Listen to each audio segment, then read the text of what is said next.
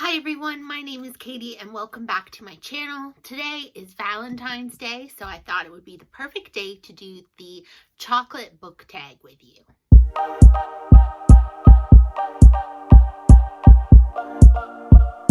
For this book tag, there are several different questions and they all relate to a kind of chocolate. So let's jump right into it.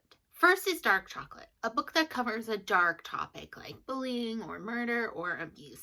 So the book that I've chosen for this topic is The Forest City Killer by Vanessa Brown. I love this book. This was the first true crime book that I actually ever read, and I read it mostly because it's a local story. So this book is actually set based around my home city, which is nicknamed the Forest City, and it is about a series of murders that happened in the 1950s and 1960s, and the author Vanessa Brown is trying to research these murders and see they're all unsolved. So she's trying to see if she can uncover clues and get to kind of find some answers and justice for the families of the victims. The book centers around Jackie English, who is one of the main murders that is unsolved, and it happened about 50 years ago. She was on her way home from work one night and didn't make it home, and her body was found a few days later, and the murder has never been solved. And there are, of course, a lot of theories. There was some key witnesses, but for the most part, like, nobody has been charged with this crime. And Vanessa Brown believes that a lot of these murders are connected, and that there was actually like one serial killer who was responsible for a lot of the murders at this time.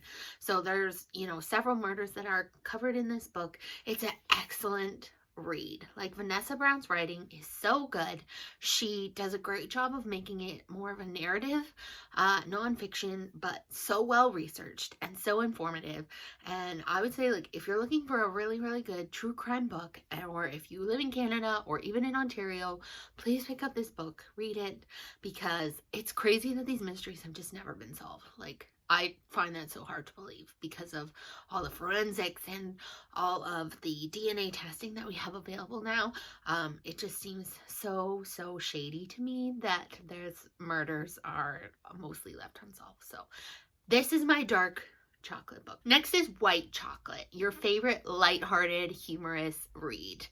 And side note, I love white chocolate. Like, it's so good. And the book that I'm choosing for this tag is The Rosie Project by Graham Simpsonian. Graham Simpsonian?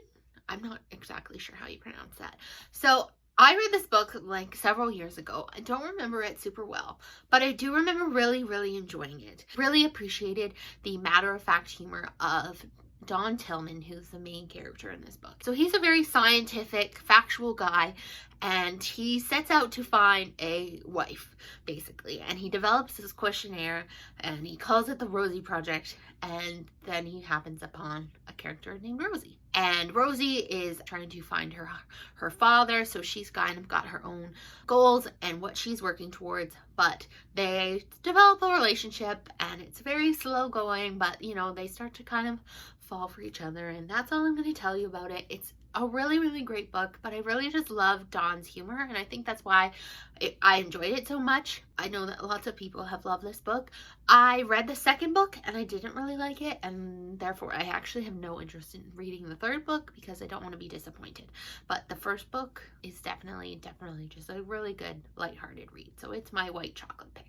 So next is Milk Chocolate, which is a book that has a lot of hype around it and that you're dying to read. And for this tag, I'm choosing Big Lies in a Small Town by Diane Chamberlain. Now, I have never read a Diane Chamberlain book, but I have quite a few of hers actually on my TBR. This one has been just getting such great reviews from a lot of people that I follow the reviews of, like 4 or 5 stars consistently. So it's making me want to read this book even more. I can't wait for my library haul to come in. I'm hoping I'll be able to read this book in March.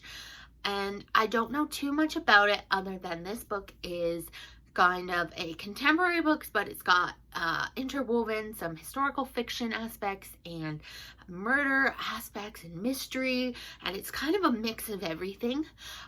Basically, it takes place in multiple settings. So you have a present day setting of 2018, and then you have a past setting of 1940.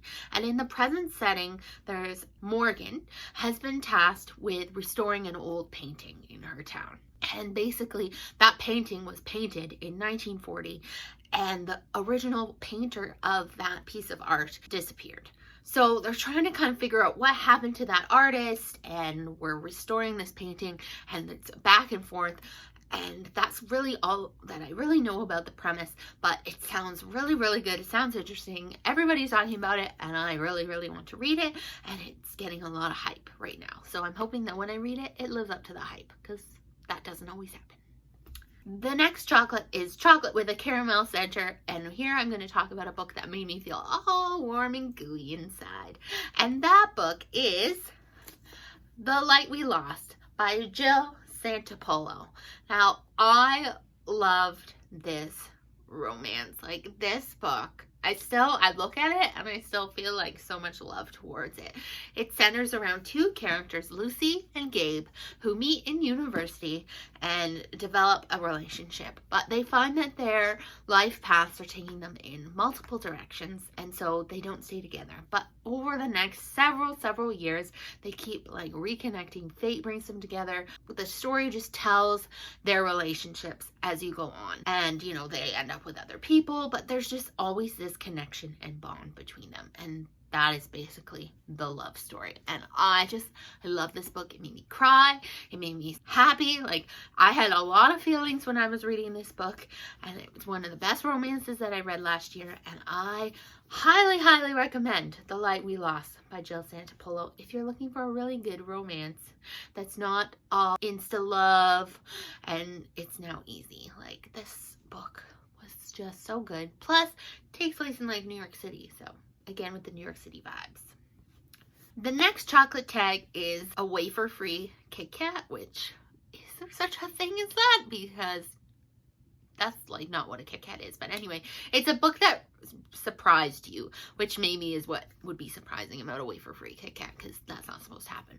So the book that I'm choosing for this tag is The Heart's Invisible Furies by John Boyne. Now, I read this book in 2019 for a book club, and I knew nothing about it going in. Nothing. And now it's a 5-star read, and it was one of my favorites of the year. I loved this book. The writing was so incredible. Now, this book is really long. It's like 600 pages. It's very big. But it tells basically the story of the character Cyril's life.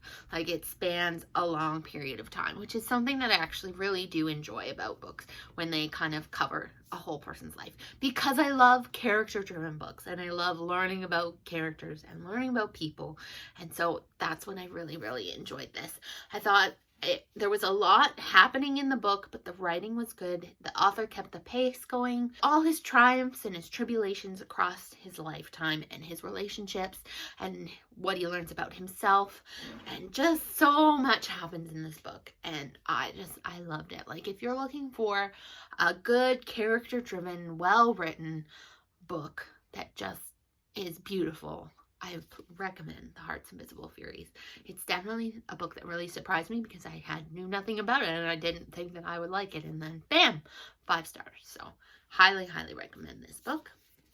The next tag is Snickers, a book or series that you are going nuts about. And for this, I'm going to choose The Simple Wild by K.A. Tucker, and the upcoming sequel to the book, Wild at Heart by K.A. Tucker, which also comes out in March. Editing Katie here. So since filming this video, K.A. Tucker has actually announced that Wild at Heart is going to be coming out on February the 18th. And I'm so excited, because it originally had a March release date, and now I don't have to wait as long, so you can bet that this book is going to be on my March TBR, and I can't wait to read it. So I read The Simple Wild just in December, and I loved it. Like, it was so good. K.A. Tucker can be a bit of a hit or miss for me. Sometimes I really like her books, sometimes I don't.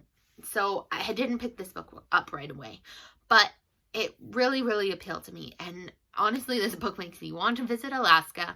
It centers around Kala, who is in her 20s, and she is estranged from her father, and she lives in Toronto and her father lives in Alaska. She finds out her father has become sick, and she decides it's time to reconnect and pay him a visit. So she flies to Alaska, and then she meets Jonah, and she gets to know her dad, and relationships ensue, and it's a great book. That's all I'm going to tell you about it, because I don't want to spoil anything for you, but it's a really, really good romance type of read, contemporary type of read, and I highly recommend it. I recommend K.A. Tucker. She's a Canadian author. She's really cool. So therefore, I'm just really, really excited about reading the sequel, because I can't wait to see what happens with the characters next. And yeah, I'm very excited. And the next tag is hot chocolate with cream and marshmallows, and it's what book would you turn to for a comfort read? If I was looking for a comfort read, I would turn to Anne of Green Gables by L.M. Montgomery. Now, I'm not typically a rereader of books, but if I was really, really looking for comfort, I would turn to this story, whether that was in movie form or a TV show, or just somehow be able to get back into the world of Anne and the Cuthberts and Avonlea and experience that type of it. It does bring me so much joy. It brings me comfort.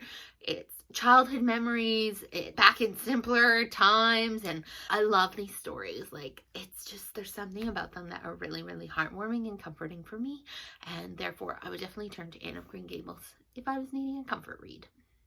And the last chocolate is a box of chocolate. What series do you think has something in it for everyone? Now, I'm not really a series reader. I don't read a lot of series anymore. I maybe did as a kid and a teen, but as an adult, I generally don't read series. And to think of a series that I've read that actually would work for everybody, again, is a big challenge. So I'm going to just go with Harry Potter, because I think that this is a series that applies to a wide variety of people. It spans ages. It has fans who are children to fans who are adults. It has magic, and it has action, and it has relationships, and it has romance. It has excellent writing, a magical setting. Like, it literally probably ticks like every box. It has something in it for everyone. So I'm gonna go with Harry Potter. And if you haven't read Harry Potter, that's okay.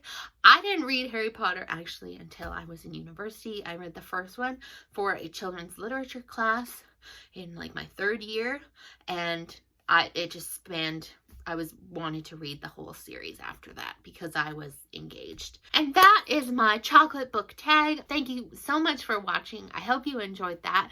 I can't wait to see other chocolate tags. I will put the questions down below for the tags if you want to do your own. Other than that, I want to say happy Valentine's Day, and I hope you get a box of chocolates from someone. Thank you so much for watching, and we'll see you next time.